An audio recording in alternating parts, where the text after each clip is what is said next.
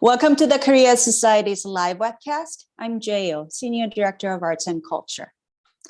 Riding the Korean wave sweeping the world, the traditional Korean costumes have become increasingly visible in global media.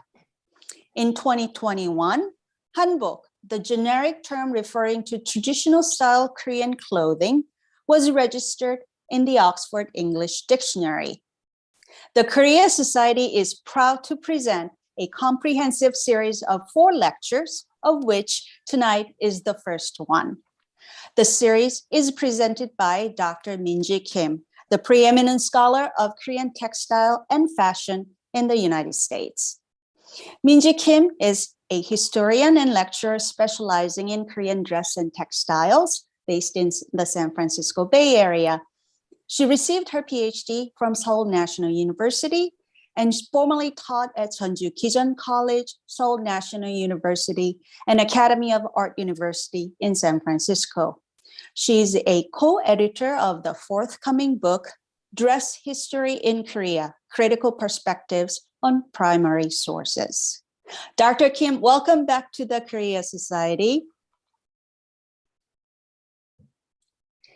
So a quick reminder to our viewers, you can send questions for Dr. Kim via Twitter at Korea Society Art or email artsandculture@koreasociety.org. And Dr. Kim, now the screen is yours. Hello, everyone. Thanks for joining. Thank you, Jay, for the introduction. Before I begin, I would like to express my sincere thanks to the Korea Society for hosting this timely lecture series on Hanbok. I'm truly grateful for this opportunity. In Oxford English Dictionary, while kimono, cheongsam, chipao, and aojai were searchable for a long time, there was no entry of Hanbok until their update in September 2021, which is only a couple of months ago. Right before this update, actually, my academic interest was to critically examine dictionary definitions of Hanbok or Korean dress. So I did some research and I was so surprised to see there is no entry of Hanbok in many English dictionaries.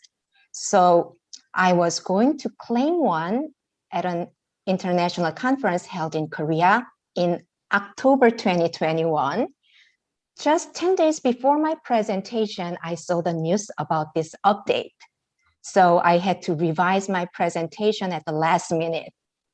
Anyhow, Oxford English Dictionary defines Hanbok as, quote, a traditional Korean costume consisting of a long-sleeved jacket or a blouse and a long high-waisted skirt for women or loose-fitting trousers for men, typically worn on formal or ceremonial occasions, end quote. Hanbok is defined as a single costume for both men and women, though in South Korea, Hanbok is being used as an overarching term referring to a category of clothing and costumes that are considered as tradition, as opposed to that of cosmopolitan world fashion as predominant daily wear. So besides the basic ensemble for men and women, there are many more clothing items and costumes the term Hanbok encompasses. The notion of a contrasting dress code of Korean identity existed long before, but was more distinctly conceived since 1870s, when the country was open to the world. And the exact term Hanbok appeared in the newspaper and official documents published from 1900 onwards. So it's not been that long we use the term Hanbok. So considering the inception of the term, it is important to note that the concept of Hanbok emerged in the modern fashion history timeline. And the concept and material form of Hanbok are constantly moving forward, reflecting contemporary currents. Here's my plan. I will go over women's Hanbok ensemble, Today, men's basic ensemble on April 7th. Other historic costumes you may watch in Korean historical dramas on July 21st. And the last, hopefully in-person event on September 8th. So please keep updated with Korea Society program announcements. The basic ensemble of women's hanbok comprises of many items. The most fundamental two components displaying a unique proportion are this short top called Zogori and a long skirt called Chima. So Zogori and Chima. Zogori is often translated into a jacket or a blouse, but it is not exactly a jacket or a blouse, rather a top or a basic Korean upper garment would describe better, I think. Zogori is fastened by gurum. Gurum is a set of two sashes in different lengths. Traditionally, purple gurum, like in this image, that denoted that the wearer had living husband. The color combination of this ensemble also conveys a meaning. A jade color Zogori and dark indigo blue chima usually signified the wearer as a married woman. As you can see, this is not the color for young ladies. Today, this color combination is also typical for groom's mother at weddings. Bride's mother wears pinkish tones and groom's mother wears bluish or greenish tones. As for accessories, one or multiple ornamental pendants called norige could be suspended at the gurum or the wearer's skirt's waistband. Her norige is worn through the waistband. And this lady is also wearing a jade ring here and holding an embroidered fan. The traditional socks are called boson, and the embroidered shoes are called 꽃신 or he. Historically, women's hairstyle signaled their marital status. Married women made their hair into a shinyan, 쪽 in Korean, and fixed it using a hair bar called binya. Young ladies' hair was single braided, and the ribbon at the bottom is called dengi. Dengi is usually embellished with embroidery or gold or silver leafing. For outings, both men and women wear a coat called durumagi. When the Asia-Pacific Economic Cooperation Summit Conference was held in 2005, Busan, South Korea, durumagi was the chosen item to dress all the leaders.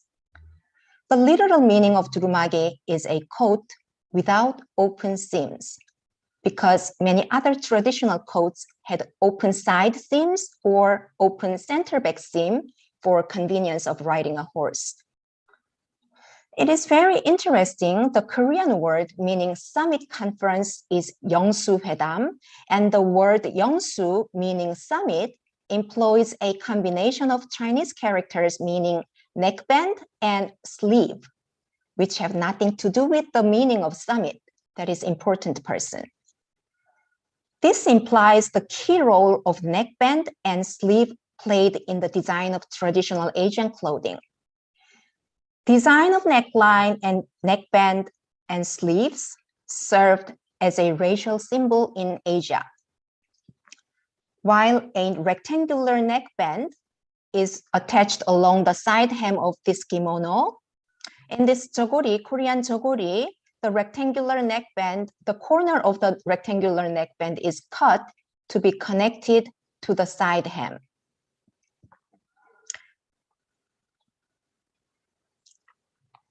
The dragon robe has its own S-curve neckline and horsehoof-shaped cuffs that are unique to Manchu identity. So shape of neckline, shape of sleeves played a key role in designs of Asian clothing. Chocori is a T-shaped garment, as in many other sartorial traditions. Zogori has many names depending on the design. compared to the one we just saw, this style of Zogori is called 삼회장 Zogori, which has darker color pieces at the neckband, cuffs band, armpits, and sashes. 삼회장 Zogori was popular for the past couple of centuries. Git, the neckband, is one of the elements distinctively evolved in Korea. It stands at the rear neck like Chinese Mandarin collar. So Chinese Mandarin collar stands around the neck, but Git, Korean Git, only stands at the rear part, but the front lays flat against the chest, forming V shape at the front.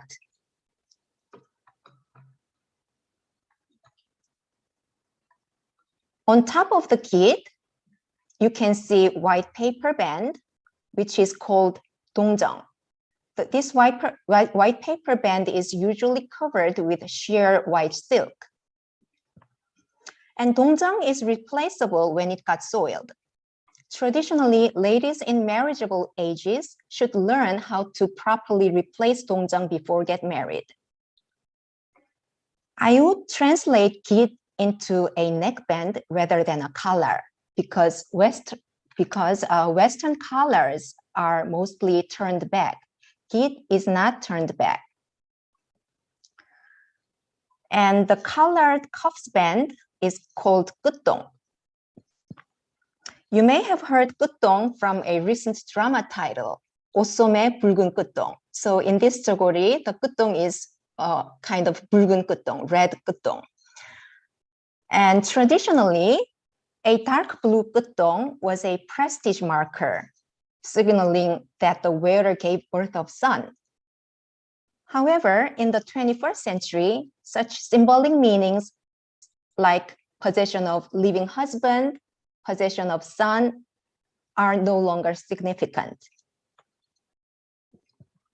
The pieces at the armpit is called 견막이, and the sashes to fasten Zogori are called 고름.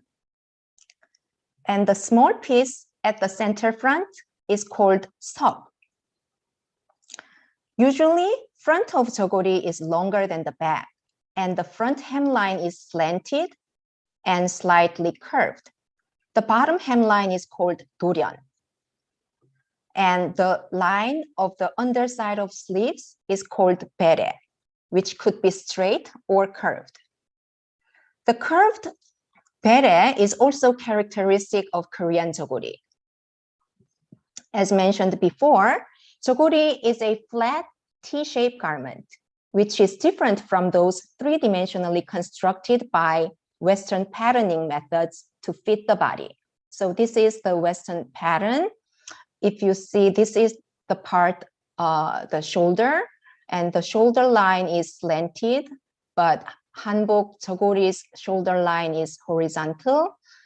And these are called dart that creates three-dimensional volume. However, Zogori doesn't have any dart. So when Zogori is worn, surplus fabrics need to be folded in along the armhole lines. The reason to do this is to make a tidy look. Also, the front bodice of Zogori is pulled down as a courtesy not to expose wearer's nape, which is different from the way in which kimono is worn. Kimono is worn exposing the wearer's nape. And comparing with the 삼회장 Zogori we just examined, this yellow Zogori does not have any 견막이 here, the armpit piece. In that case, Zogori is named 반회장 Zogori. So in 반회장 Zogori, only 깃, 고름, and 끝동 are made with colored fabric, different colored fabric. This is a layout of patterns for cutting to make a woman's Zogori. While kimono fabric is specified as a 14 inches width, there's no set width of fabric to make hanbok. In this arrangement, the width of fabric is 110 centimeter width, which is about 44 inches, pretty wide. You can see the arrangement of bodice pattern here, bodice piece, front, back, and sleeve, right sleeve, left sleeve, and these are gorum, long sash, short sash, and neckband, git, and sop. Most pieces are cut into rectangles, and each piece is strategically arranged to utilize the fabric completely. However, leftover fabrics are inevitable around here. That's how Korean patchwork cloth 조각보 부작이 was created, out of leftover scraps from garment construction. And the technique was also used for decorative design of children's clothing, for sop.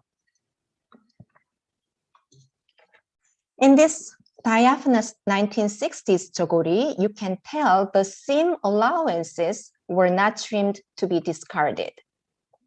This type of Zogori is named 물겹 Zogori.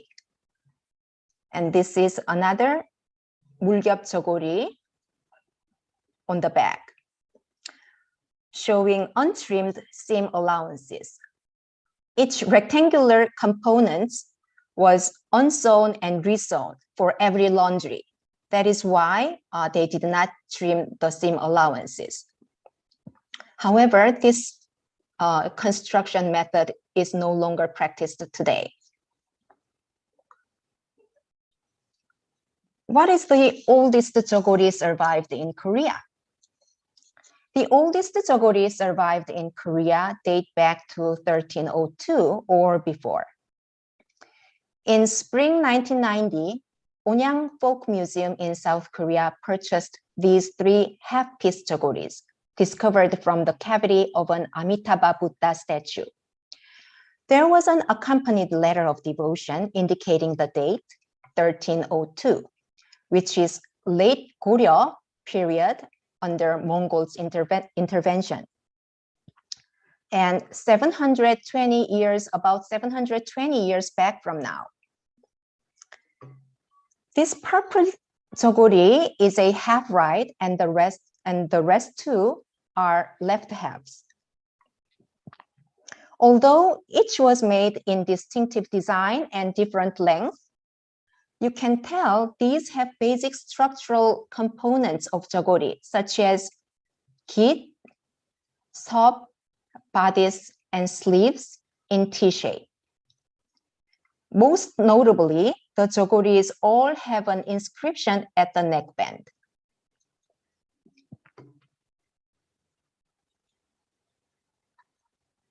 The one on the purple Zogori reads, by devoting a purple jacket and a thin silk jacket, etc. for this Amitabha, I wish for a peaceful death and afterlife in heaven. The one on this off-white Zogori identifies the patron, devoted by wife of official Yu Hongshin, surname Yi. And the last inscription says, worship by depositing a silk garment devoted by wife of official Yu Hongshin, surname Yi. So the devotee is same as the above.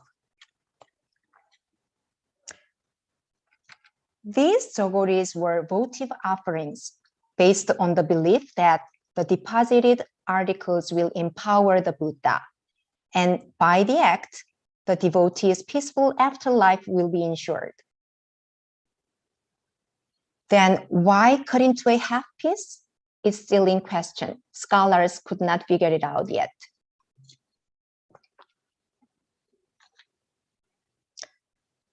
For those who are not familiar with history of Korea, here's the chronology for Goryeo and Joseon dynasties.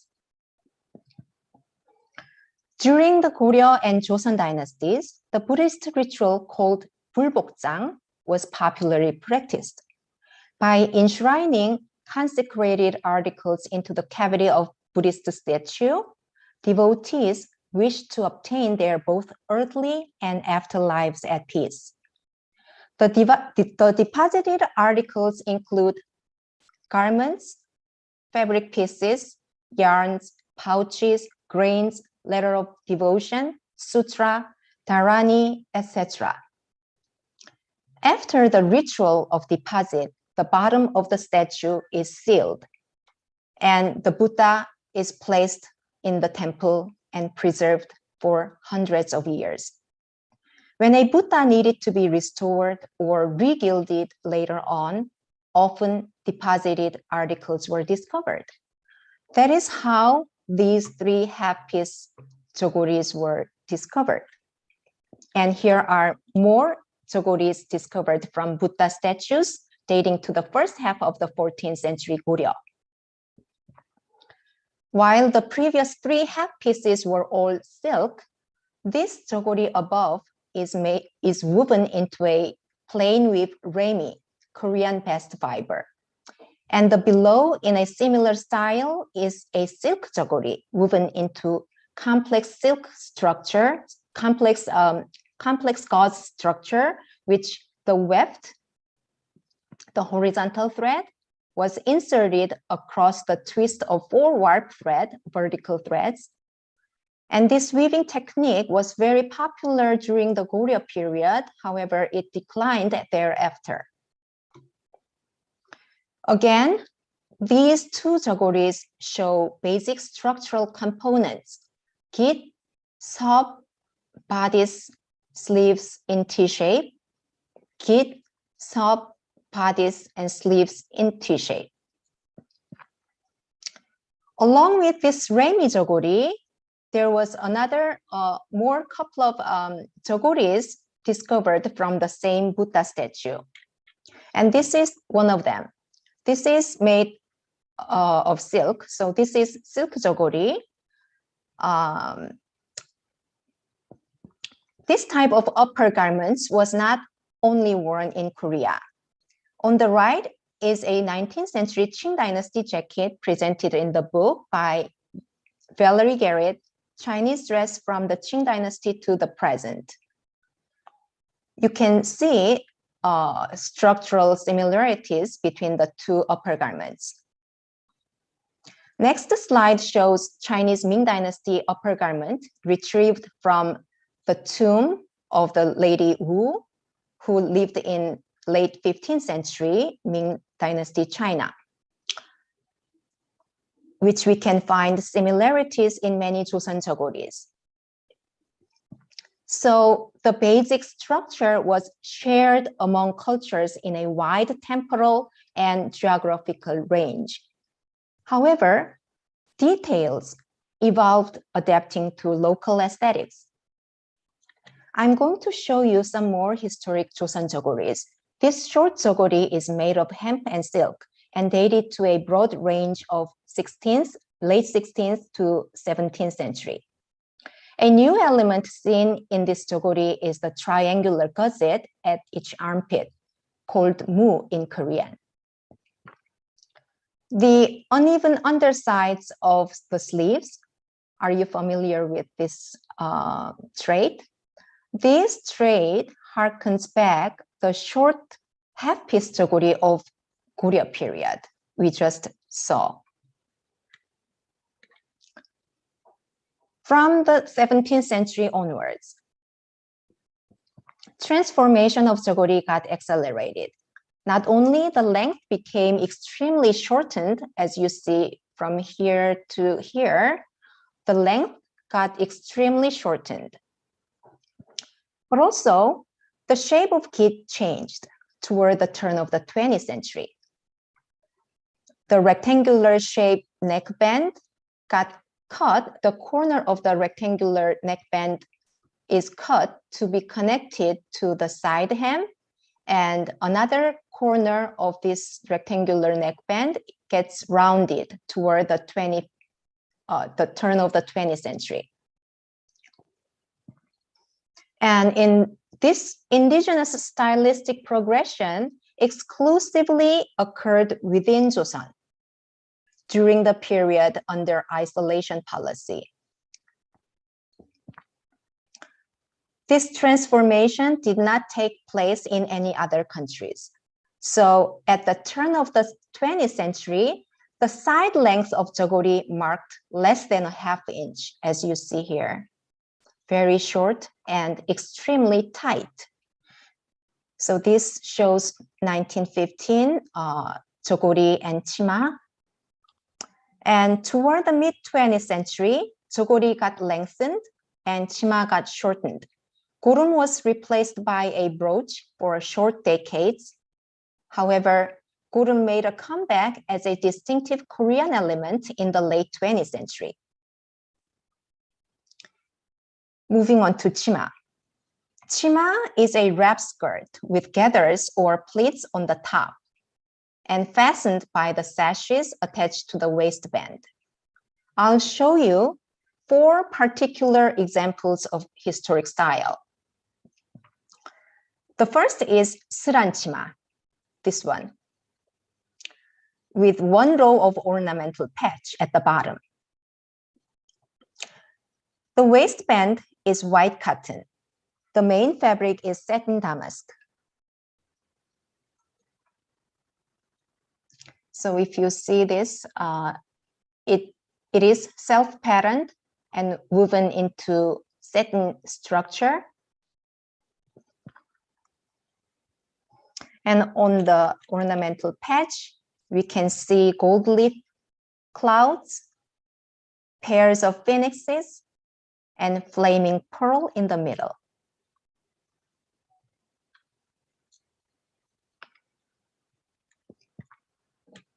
Now you see 2 rows of ornamental patch, one near the knees, the other at the bottom.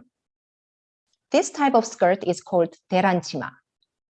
The fabric is patterned silk gauze, which is more translucent. So if you see this fabric, this is also self-patterned, but it shows translucent effect. And the pattern on the gold leaf shows the same. Clouds, pairs of phoenixes, and flaming pearl.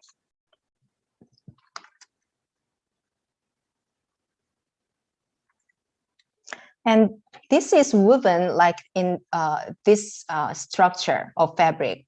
So the warp thread, the vertical threads are twisted, and through the hole, weft is inserted. And this is ground part, and these are this is patterned part. So this is pattern, and this is ground part. That's how this fabric creates a translucent effect. The next is Chavum danchima, of which the bottom hem is folded and stitched in a consistent width for decorative effect. According to South Korean dress historian Song Mi-kyung's research in 2019, 48 articles of this type of skirt were thus far reported and surveyed. And this is a short-lived style during the 16th and 17th century. And this one is wedded for cold weather. The last one is Kodachima. The upper center part of this skirt is hiked up and tucked in to make the front shorter than the side and back. When this skirt is worn, it creates dressy flare. And these are ordinary chimas. Chima was originally tied at the waistline, wearer's waistline. So if you see this mid-18th century genre painting, the chima is tied the wearer's waistline. However, as Zogori gets cropped more and more, the waistline rose up even above the bust line, as you see in this picture. The wearer should tie the waistband tightly at the chest, not to let it fall off. That's constrained girls' growth. American missionary teacher Miss Janet Walter at Ihwa Hakdang witnessed her students' unhealthy constraints. So she taught her students to attach shoulder straps onto the waistband of their skirts, perhaps about 1914 when she worked at Ihwa Hakdang. This innovation was disseminated throughout the whole country by Ihwa graduates and students who visited their hometown for holidays. As a result, the conventional wrap skirt, rectangular shaped wrap skirt, was transformed into a skirt hung from shoulders, which liberated women's constricted chest. From then on, the shoulder straps have been essential for every hanbok skirt construction until today. So if you see these shoulder straps, you can date the chima to mid-1910s and after. So these are the invention of 20th centuries. That said, new style underskirt was invented, hung from shoulders. Previously, the upper undergarment and the lower undergarment were worn separately, and every layer of lower underwear was tied at the chest. The new underskirt, which hung from shoulder, could drape softly without volume, or for more celebratory occasions, petticoat-like bouffant one was worn. The layers of conventional undergarments that supported 19th century skirts are recreated here and worn exposed for the photographic works here and here, projecting self-orientalizing images, making own culture exoticized and feminized. This is one of the many layers of traditional underpants with open crotch, housed in the Chicago Field Museum. Their Korean name is baji or sokbaji, and the style shows late 19th to early 20th century. Nowadays, open crotch pants are all obsolete. Those are not worn nowadays. More underpants. On the left is 20th century wide leg underpants tied at the chest. On the right is late 16th century quilted underpants, perhaps tied at the wearer's waistline.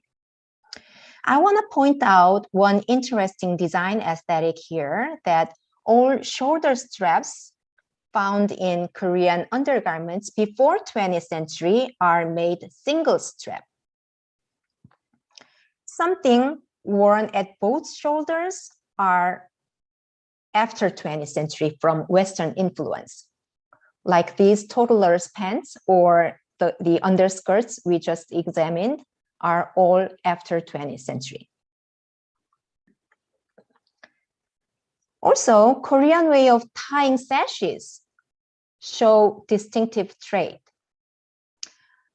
They form a single loop bow instead of double loop ribbon. Korean aesthetic has never been a subject of Orientalist fashion by Western designers until 21st century. The first designer who noted Korean tradition for creative inspiration for fashion collection is New York-based designer Carolina Herrera. She presented her 2011 spring-summer collection inspired by Korean aesthetic. Ribbons were among her frequent sartorial repertoire before, and for her 2011 spring-summer collection, many works employing gorum-like one-loop bow were presented, like as you see here. Those reminds us of one-loop bow gorum, right? And here as well.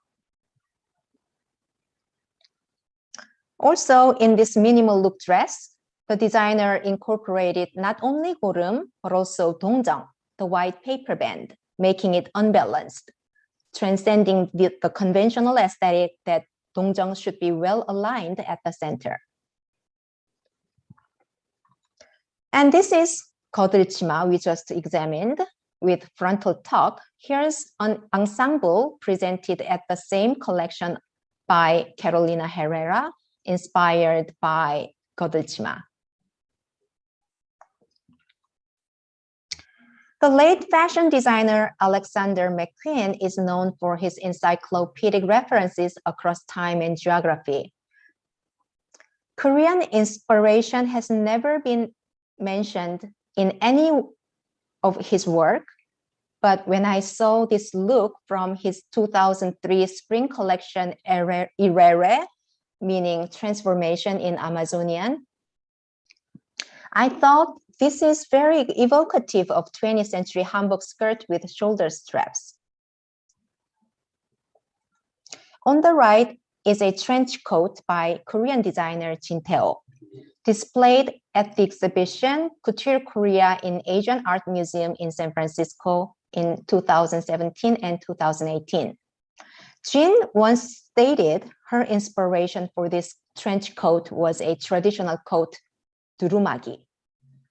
On the left is juxtaposed a silk organza durumagi from Dankook University Seokjuseon Memorial Museum collection, worn by a royal descent in the early 20th century. The designer employed the same material, not only the same material, but you can tell the color of this trench coat.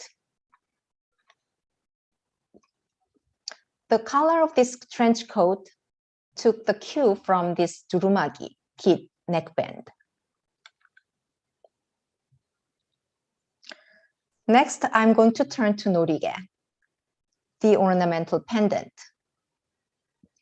The literal meaning of norige is playful object. And recently, norige has revived as tattoo motifs in South Korea. Are these cool? And if you see this genre painting by Shin Yun-bo, the beauty, the norige is tied at her gorum. I'll show you more norige objects. On the left is a single strand norige with a perfume box. Actually, this is small box that held fragrant materials here. And norige could have one strand to up to 3 strands.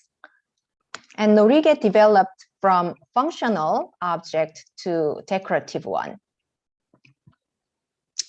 The top material that holds all the 3 precious ornaments is called didon. On the right, didon is latched onto the sash belt here of the bridal robe. The custom of suspending something at one's waistband is a nomadic tradition across Eurasia. Japanese also developed the nomadic tradition in a similar way. Didon in norige is like netsuke that held inro, a traditional Japanese case to hold small objects. Dainty netsukes drew Western collectors' attention from the early modern times, and many museums across the globe house netsukes in their Japanese art collection. Nowadays, people suspend norige through their waistband of a skirt, but many photos and genre paintings inform that norige was latched to the gorum. If you see this photo, the norige is latched to the gorum here and here as well.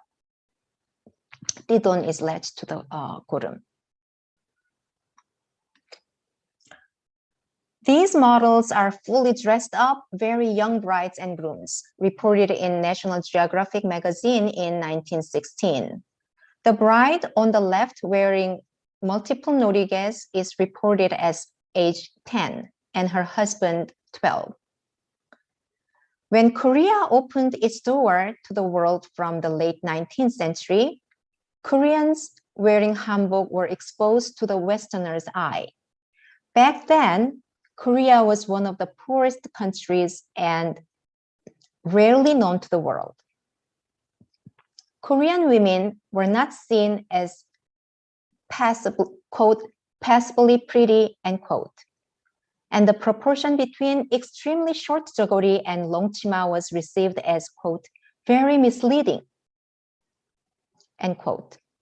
As described in American journalist Eleanor Franklin Egan's special correspondent entitled An American Woman's Visit to Korea, number 8, The Ugly Little Women of the Hermit Kingdom, published in Leslie's Weekly in 1906.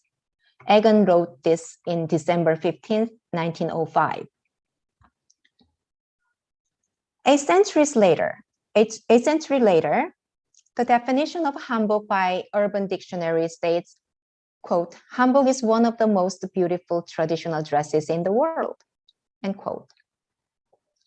I don't agree on this description as relevant for dictionary definition because such an aesthetic appraisal is subjective.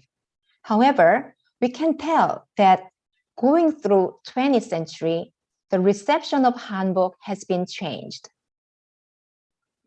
Changes made in hanbok and the changes of world's reception of hanbok exactly reflects the modernity that the country's culture has achieved in their modern history. I'm going to run a short slideshow and conclude.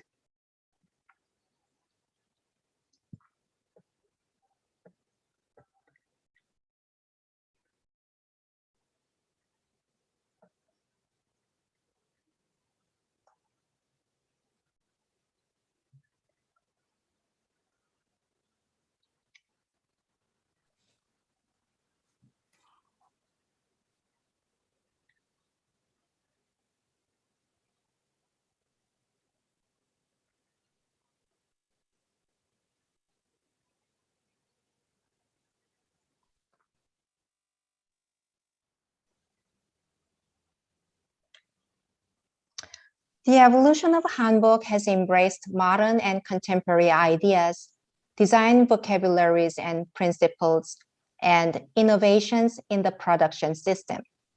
Hanbok has not only retained the attributes of preserved tradition and cultural continuity, but also embodied symbolically and materially transformative properties. Such constant progress and change will continue into future evolutions. That concludes today's talk. And here I provide some references for further study. You can screenshot.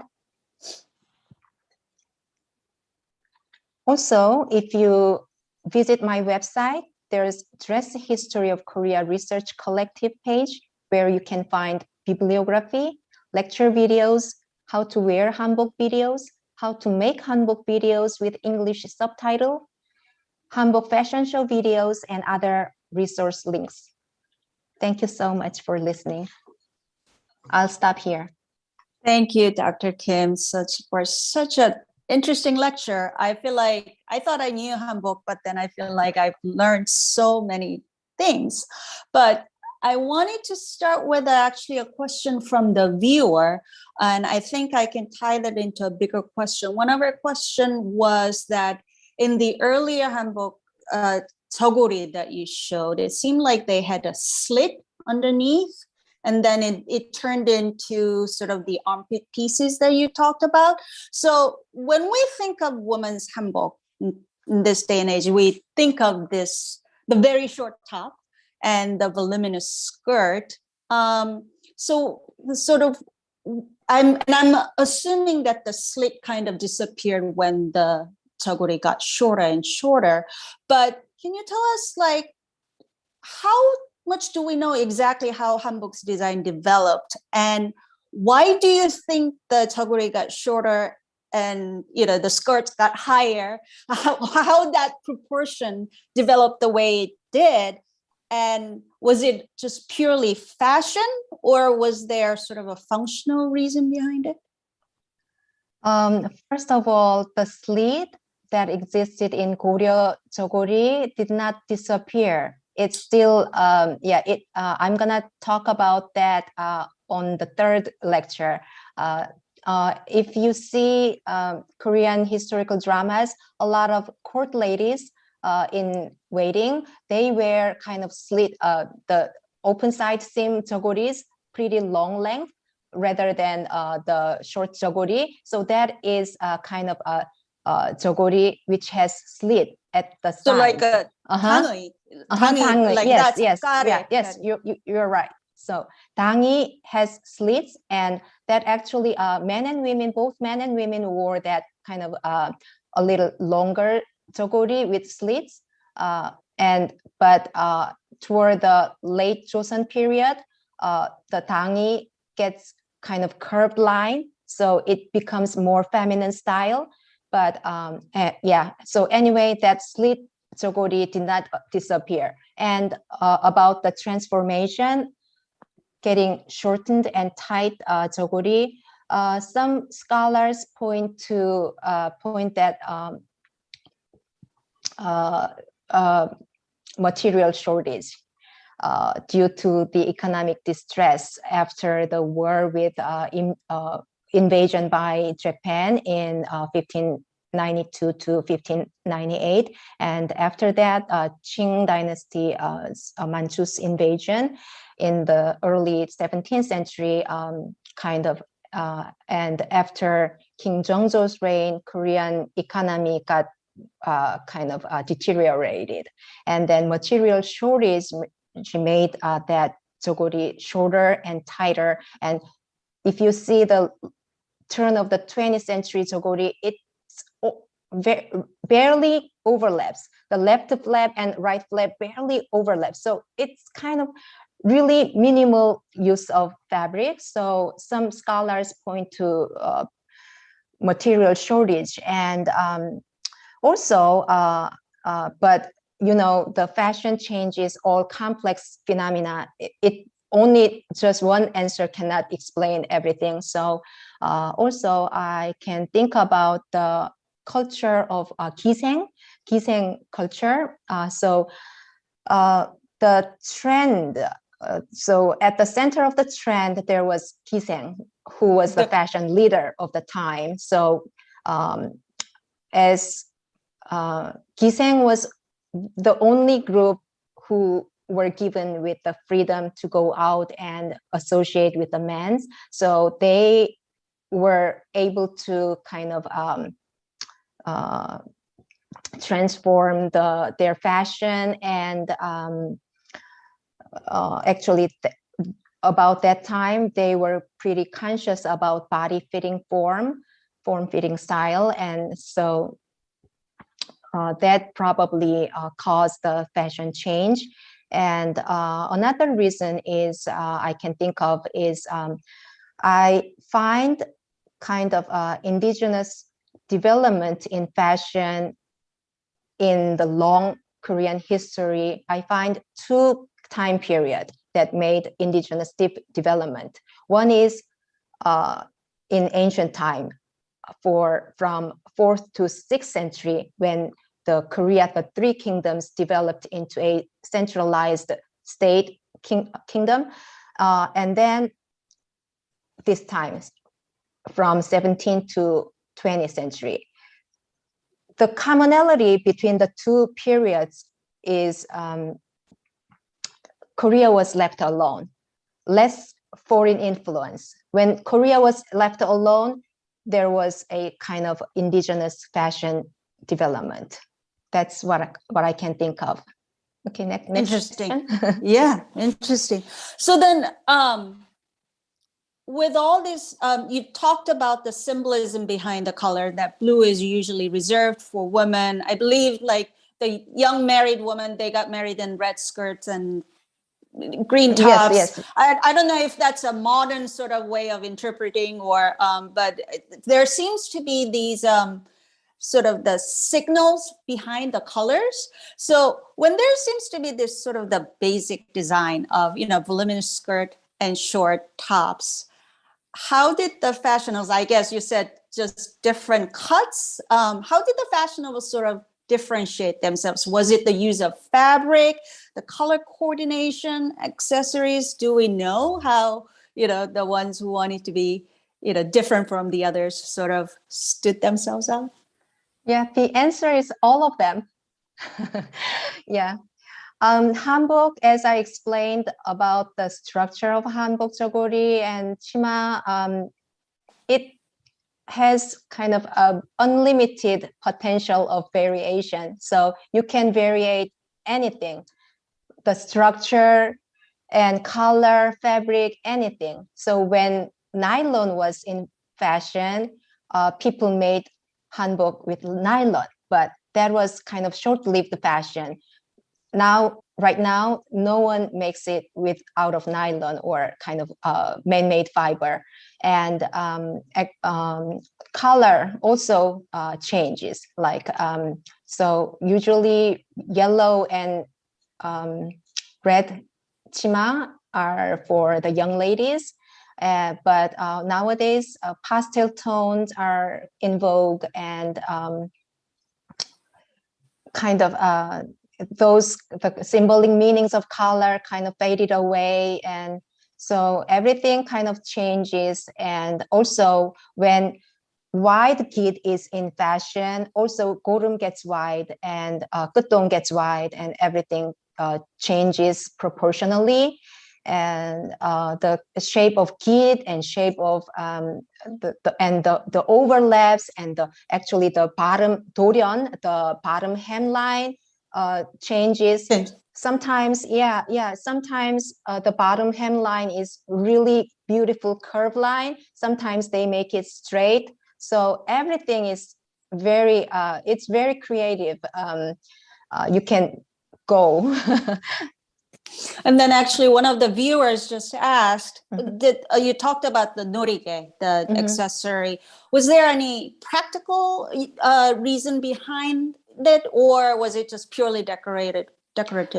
Yes, it developed from function to decorative one. So yeah, I showed you the small box that carried fragrant materials inside, and that is kind of a function.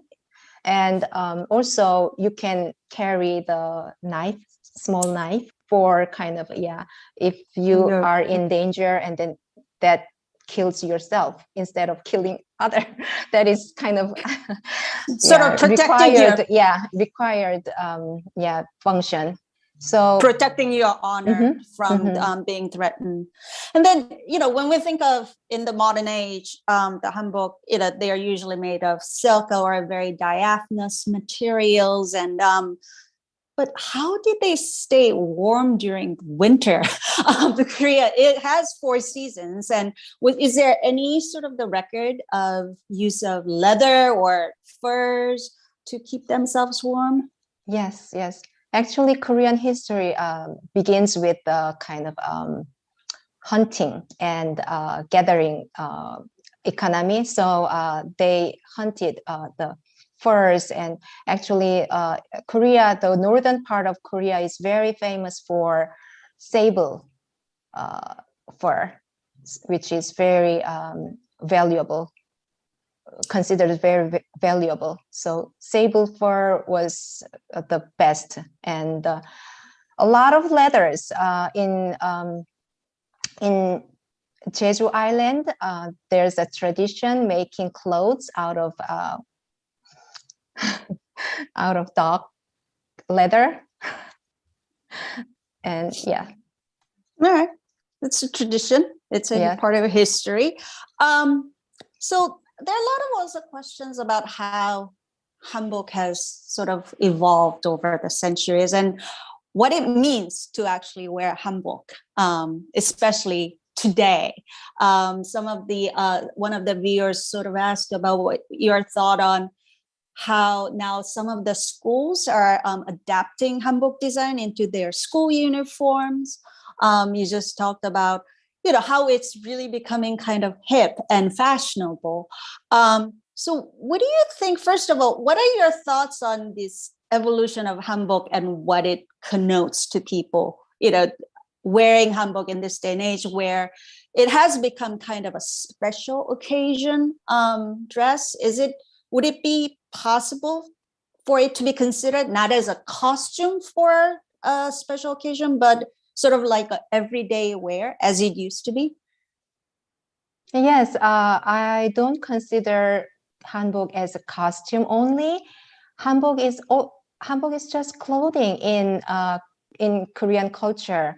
It's just part of another category of clothing, and also refers to costume as well. So hanbok can be worn daily wear, and nowadays, especially after 2010s, young people got crazy about hanbok fashion as their fashion statement, and actually they wear it for dating, and they just visit time-honored palaces in hanbok. So lots of that kind of scene is visible nowadays. And also hanbok, meaning of hanbok is kind of promoted by government institutions. So kind of the schools make their uniform out of hanbok design, and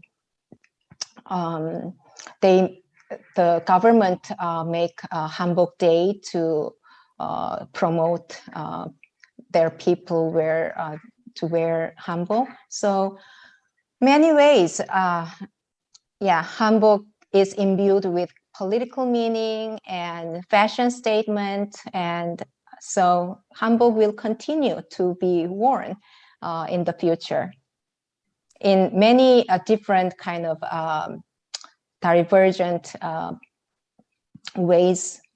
So yeah. And then another, I think we can talk more about this probably in one of your later lectures, but one of the question was about the how when you see K-dramas set in old times, women wear sort of what looks like a Chogori or jurumagi over their yes.